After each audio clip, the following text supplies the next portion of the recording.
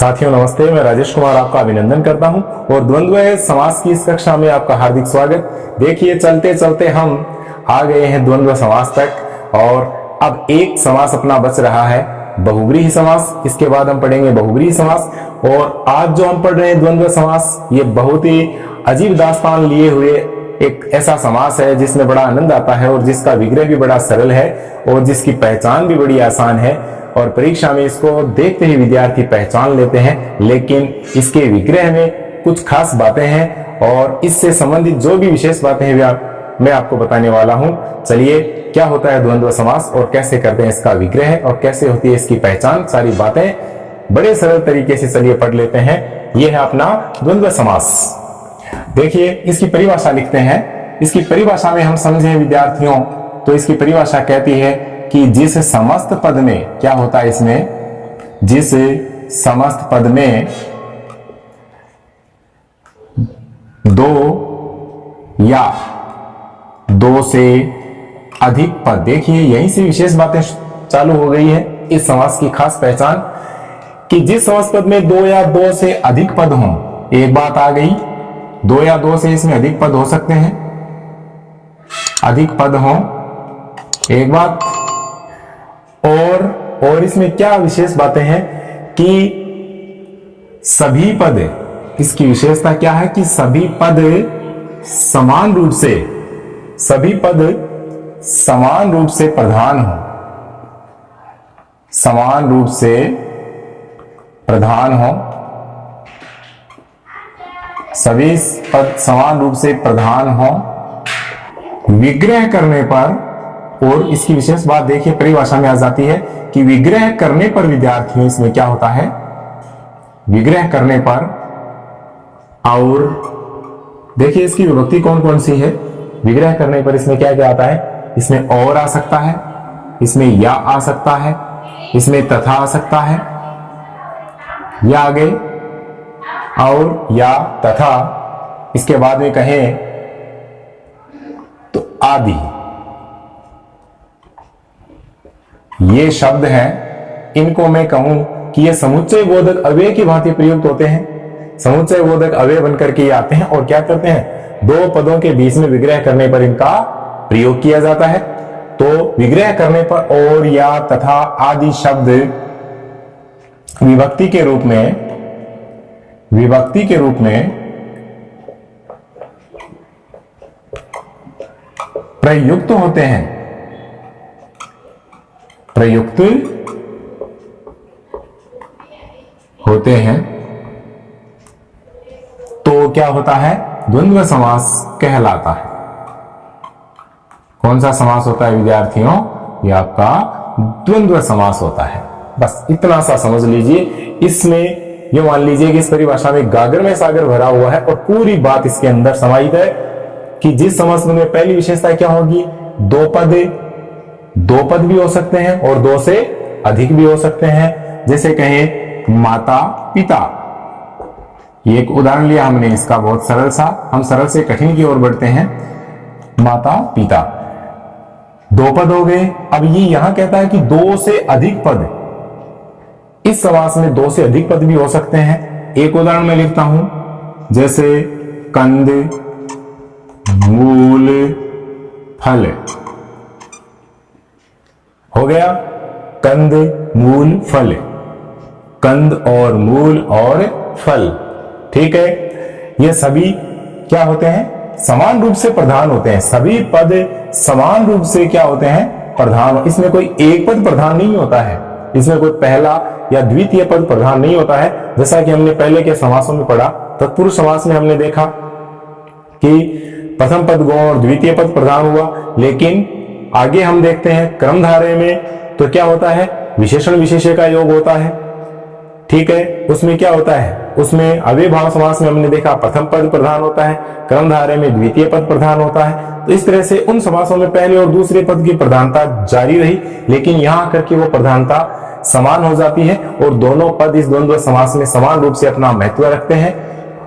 विग्रह करने पर और कौन कौन सी विभक्ति आती है, और या तथा, तो विग्रह हो जाएगा इसका माता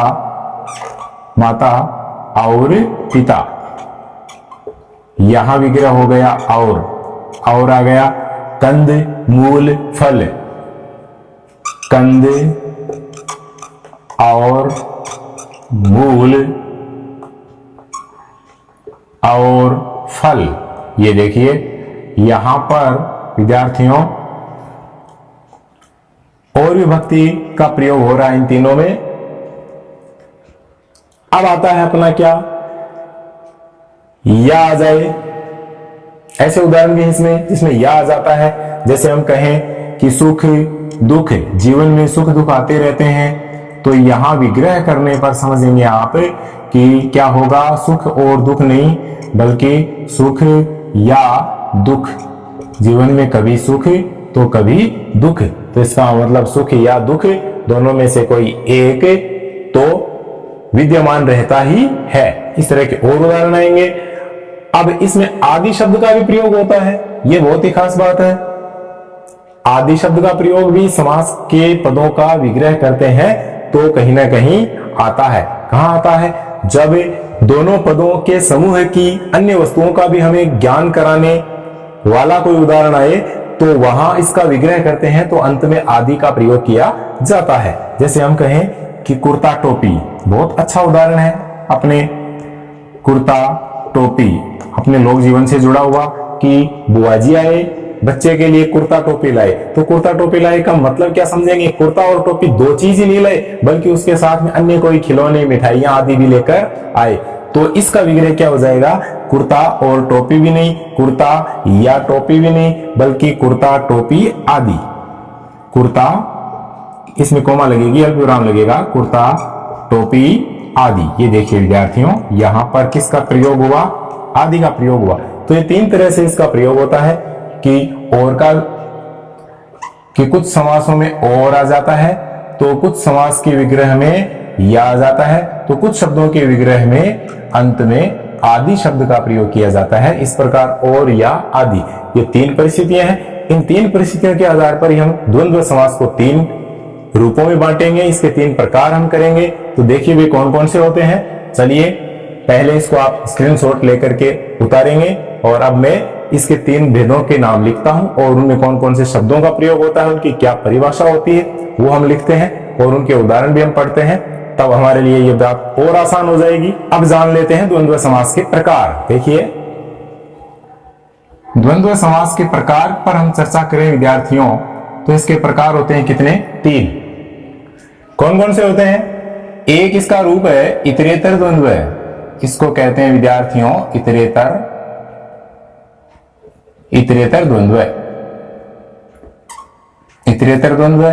और दूसरा इसका रूप है विद्यार्थियों समाहार द्वंद्व, समाहार द्वंद्व, समाहार द्वंद्व। और एक इसका है तीसरा भेद हम इसका कहें, रूप हम इसका कहें तो द्वंद्व समास में आता है विकल्पक, विकल्पक या वैकल्पिक, या इसको हम यूं भी कह सकते हैं वैकल्पिक द्वंद्व, वैकल्पिक द्वंद्व, इसका नाम है वैकल्पिक द्वंद्व। अब ये है क्या, इस तरह से समास की, द्वंद्व समास की तीन परिस्थितियां होती है, तीन दशाओं में हम इसको समझ सकते हैं, तीन रूपों में यह आता है। कैसे आता है, जैसा कि हमने परिभाषा में लिया, परिचय में अभी लिया था कि इतरेतर द्वंद्व वो होता है कि जब विग्रह करते हैं तो समास के जो दोनों पद हैं उनके बीच में और विभक्ति का लोप हो जाता है और तथा ये आ जाते हैं।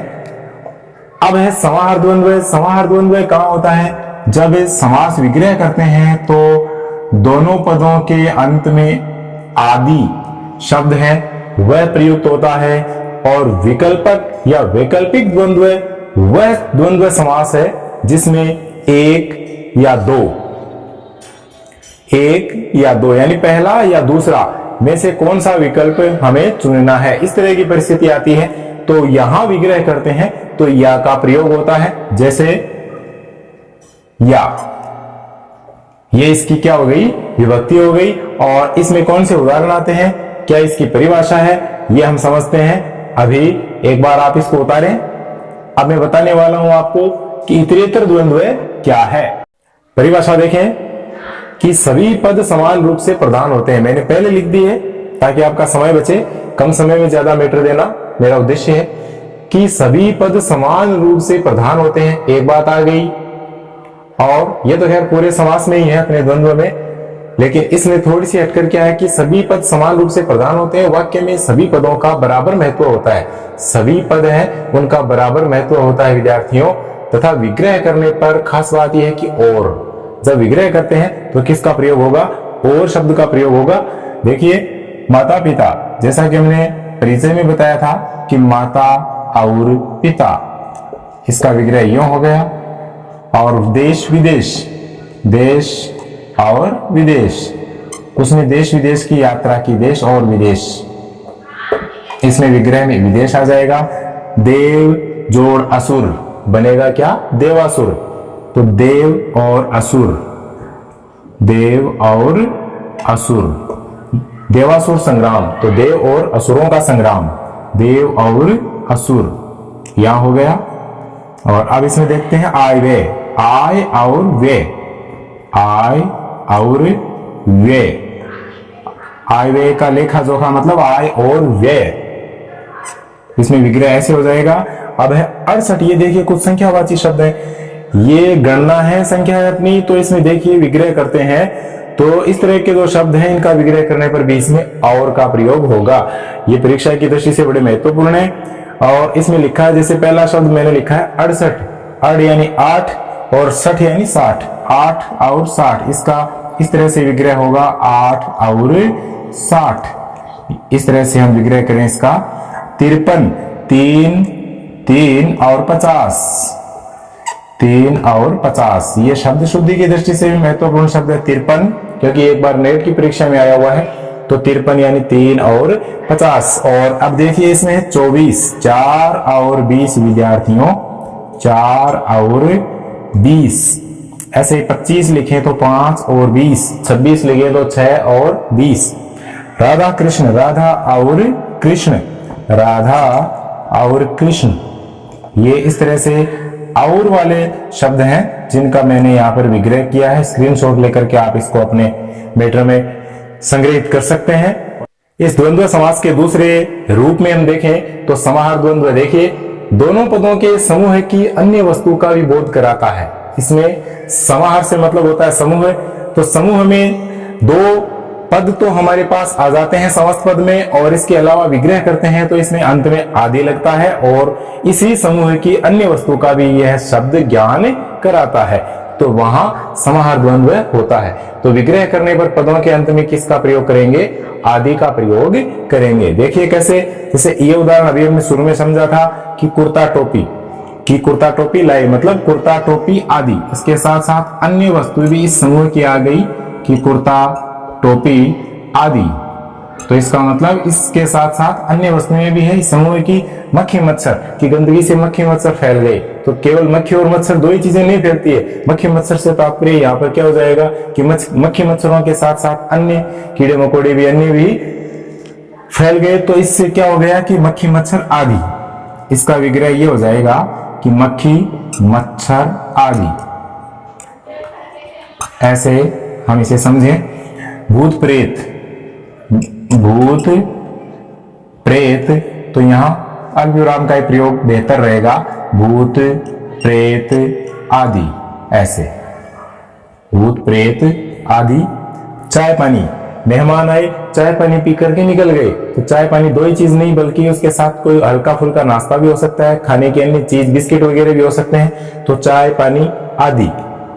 ये आदि लगा करके हम इसकी पूरी सार्थकता सिद्ध करेंगे, तो विग्रह हो जाएगा चाय पानी आदि। तो इसके बीच में जो अल्प विराम का जो प्रयोग किया जा रहा है वो इसीलिए किया जा रहा है कि चाय पानी आदि, आदि से मतलब इसके आगे आगे अन्य अन्य इस समूह की और भी वस्तुएं इसमें शामिल है।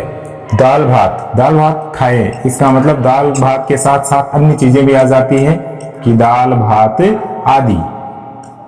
और इसमें देखें कि भला बुरा, कि उसने मुझे भला बुरा कहा, तो भला और बुरा दो ही तरह के शब्दों का उपयोग नहीं किया बल्कि अन्य भी शब्द कहने के लिए काम में लिए होंगे, इसलिए भला बुरा क्या प्रकट करता है ये समस्त पद की भला बुरा आदि, भला बुरा आदि। तो विद्यार्थियों कि बाल बच्चा आदि, बाल बच्चा आदि।